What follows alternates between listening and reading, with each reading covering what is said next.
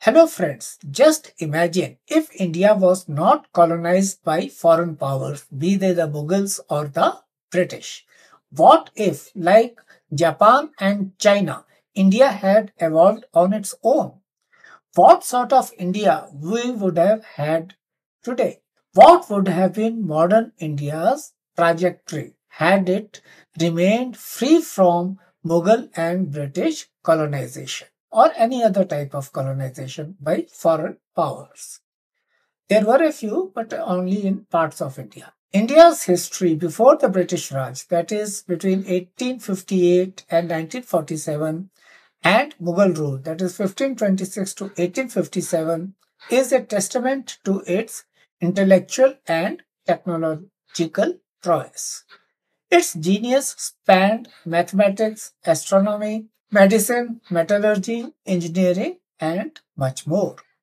Rooted in ancient and medieval traditions, these contributions shaped global knowledge systems. Indian mathematics laid foundational stones for global mathematical thought.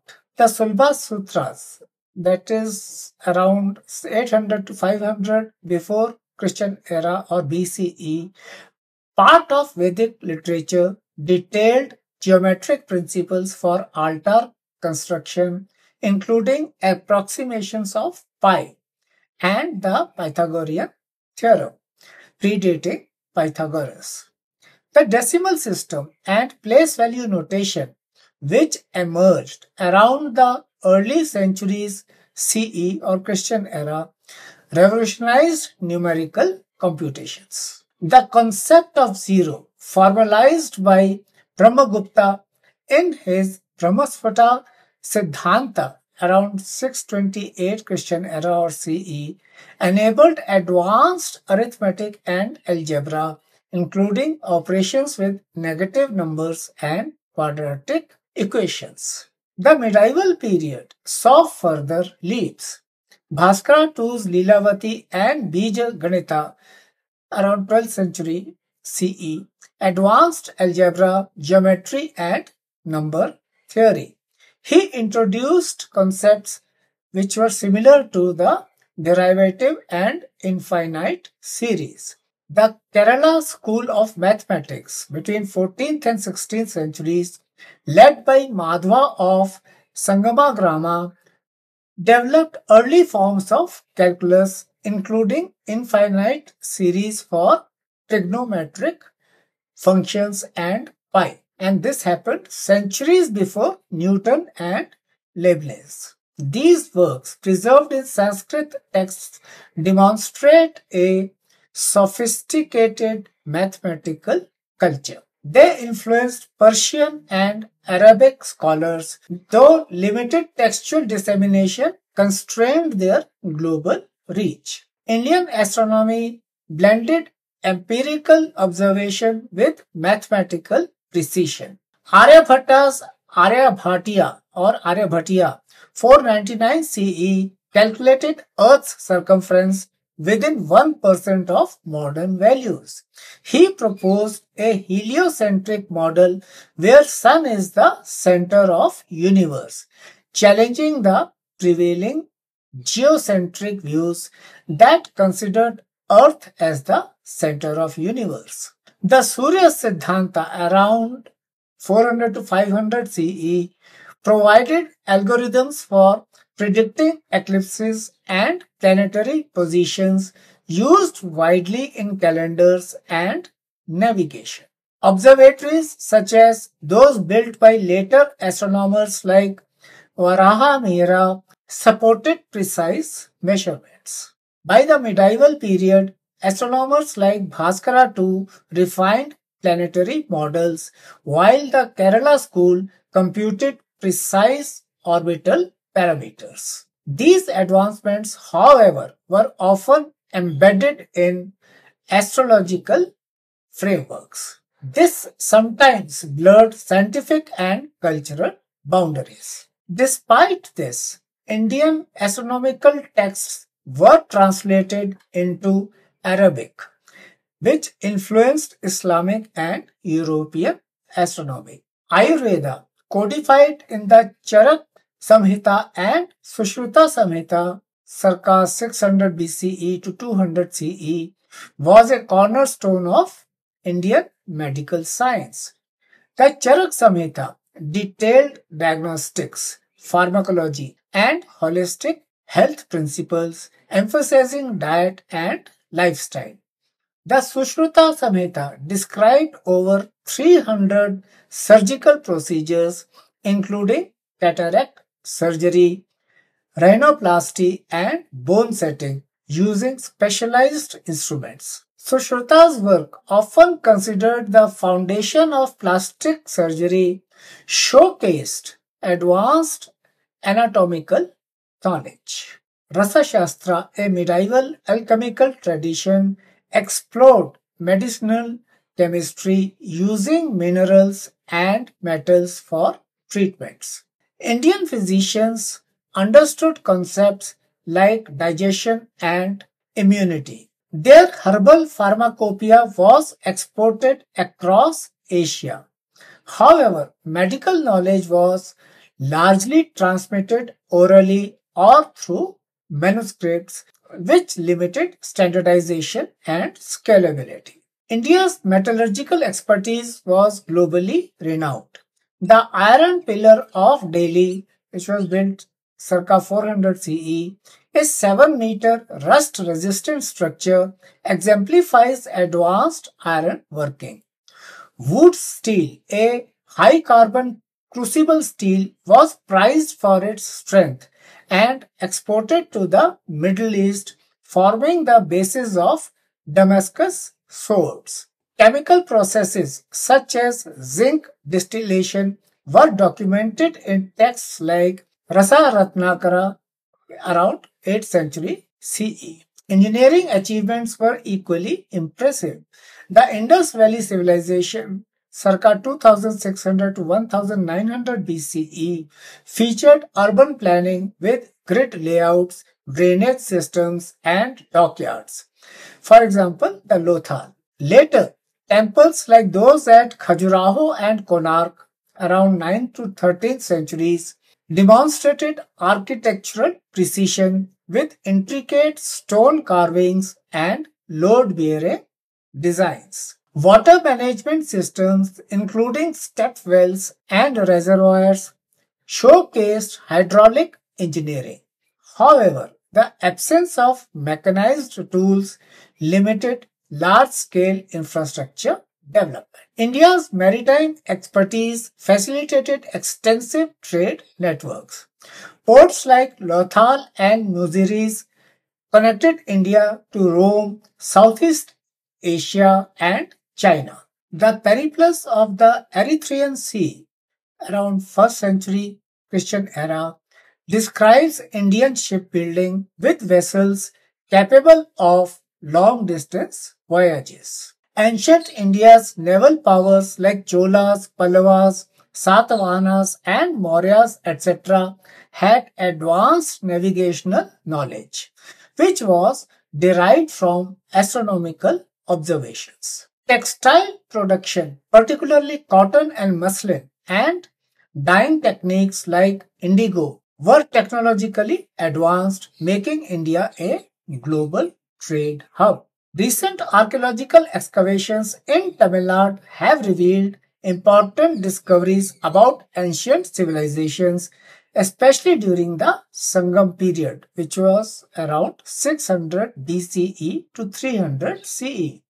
At Kiladi, near Madurai, archaeologists found well-planned brick structures, drainage systems, and pottery with Tamil Brahmi inscriptions from about 580 BCE.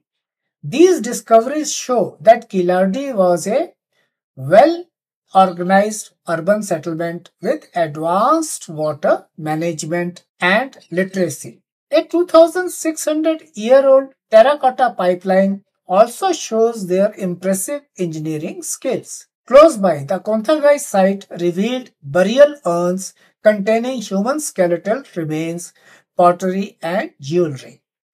Digital reconstructions of skulls from this site helped researchers understand the physical features of people from that time. At Adi Chanalur, another burial site, urns with skeletal remains, iron tools, and other objects were found. These suggest that the society had advanced metalworking abilities. Despite these achievements, pre-colonial India faced challenges. Knowledge was often siloed within caste-based guilds or oral traditions, limiting dissemination. The lack of a printing press, unlike in China or Europe, restricted the spread of texts. Political fragmentation after the Gupta Empire around 550 CE and during the Mughal period disrupted patronage for scientific institutions. By the 17th century, India lagged in adopting experimental methods and mechanized technologies emerging in Europe partly due to cultural emphasis on theoretical over applied sciences. Speculating on an uncolonized India requires careful consideration of historical trends, internal dynamics, and global interactions, while avoiding romanticization or bias. Without Mughal or British rule, India's trajectory would depend on its ability to overcome internal challenges and adapt to global scientific and industrial revolutions. Without Mughal conquest, India might have remained a patchwork of regional kingdoms such as the Cholas, Vijayanagara, or Rajput states. However, Mauryas built the largest empire ever in the Indian subcontinent and could have set a precedent for India's unification. A unified polity akin to confederation could have emerged through alliances as seen in the Maratha Confederacy. Such a structure might have fostered competition and innovation, but persistent rivalries could also have hindered large-scale coordination. Socially, the caste system and Gurukul-based education might have persisted, preserving traditional knowledge but potentially stifling social mobility. Without colonial disruptions, reform movements like those of the 19th century, for example, Brahma Samaj, might have been slower, as colonial education exposed Indians to Western ideas of equality and science. However, internal reform impulses, as seen in Jainism or Bhakti movements, could have driven gradual change. The Kerala school's proto-calculus and astronomical traditions could have evolved further with sustained patronage. A unified India might have established observatories and academies akin to Europe's Royal Society, which would have fostered global exchange. Without Mughal isolation from European scientific revolutions, Indian mathematicians might have engaged with figures like Newton, potentially accelerating calculus development. Ayurveda and Rasa Shastra could have modernized through empirical testing and integration with global medical knowledge. Without colonial suppression of indigenous systems, India might have developed standardized medical institutions. And these institutions would have blended herbal and surgical expertise with emerging scientific methods. Vaccination, inspired by smallpox inoculation practices already known in India, could have been an early achievement. India's metallurgical and textile expertise could have driven an indigenous industrial revolution, particularly if trade with Europe introduced mechanization concepts. Water-powered looms or steam technology might have been adapted to India's cotton industry. which would have leveraged its global market dominance. Urban centers like Pataliputra or Vijayanagara could have become industrial hubs, and these hubs would have been supported by advanced infrastructure. The absence of a printing press was a significant bottleneck, and uncolonized India might have adopted movable type from China or developed its own, enabling wider dissemination of knowledge. Gurukuls could have evolved into universities, fostering interdisciplinary research. Ancient India had already established prestigious universities like Nalanda and Vikramshila of Bihar, Takshila of Punjab, Vallabhi of Gujarat, and Kanchi of Tamil Nadu. Even without colonial education systems, literacy rates might have been high. Progressive movements would have ensured that India's pre-colonial economy was robust, contributing 24 to 27% of global GDP in the 16th century. Colonialism extracted or drained India's wealth. Economist Utsa Patnaik mentions Britain's transfer of 9.2 trillion pounds in today's terms, and uncolonized India could have reinvested in infrastructure, trade, and innovation. Maritime prowess might have led to an Indian mercantile empire competing with Dutch or Portuguese traders. Globally, an uncolonized India might have been a scientific and cultural peer to Europe, exchanging ideas via trade routes. Participation in the Enlightenment could have accelerated India's adoption of experimental science, while its mathematical and astronomical traditions influenced global paradigms. An uncolonized India in 2025 might resemble a blend of Japan and China, a modern nation with deep cultural roots. It could boast advanced industries in textiles, metallurgy, and pharmaceuticals built on pre-colonial foundations.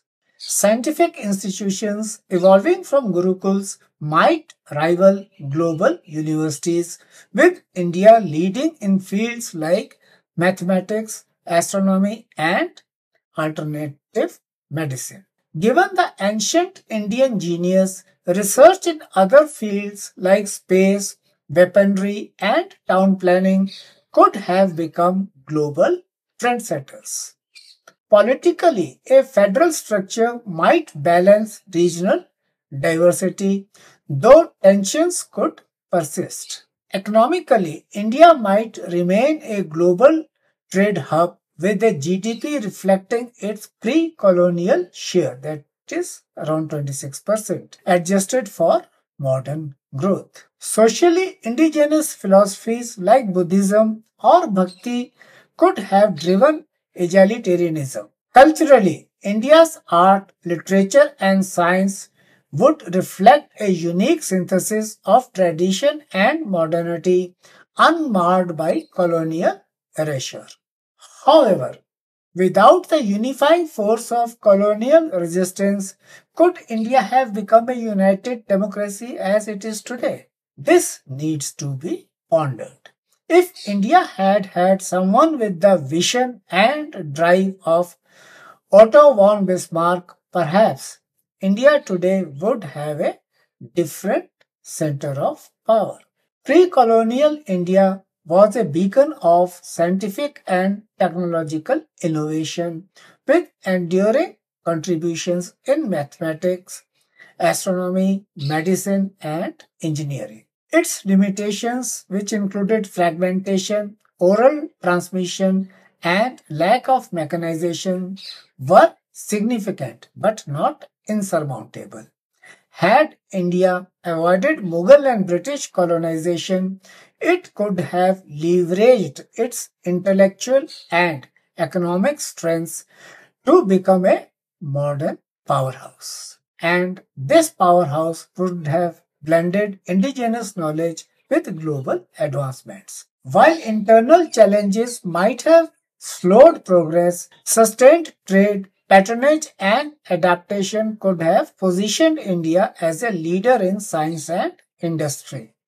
This speculative vision, while optimistic, acknowledges the complexities of India's diverse society and the global context, offering a balanced perspective on its potential trajectory. In case you have liked my video, please do like, subscribe, comment and share. Thank you.